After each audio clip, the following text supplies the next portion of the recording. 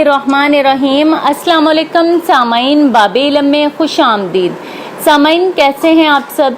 मेरी दुआ है कि अल्लाह के फजलो करम से आप सब खुशो खुरम रहें, शादो आबाद रहें, आमीन। भरा हुआ बर्तन लें और उसमें एक जिंदा मेंढक डाल दें।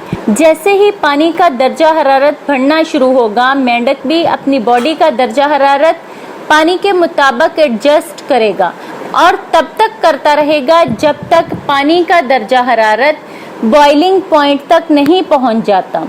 जैसे ही पानी का टेम्परेचर बॉइलिंग पॉइंट तक पहुंचेगा तो मेंढक अपनी बॉडी का टेम्परेचर पानी के टेम्परेचर के मुताबिक एडजस्ट नहीं कर पाएगा और बर्तन से बाहर निकलने की कोशिश करेगा, लेकिन ऐसा कर नहीं पाएगा क्योंकि तब तक मेंढक अपनी सारी तवानाई खुद को माहौल के मुताबिक ढालने में सर्फ कर चुका होगा।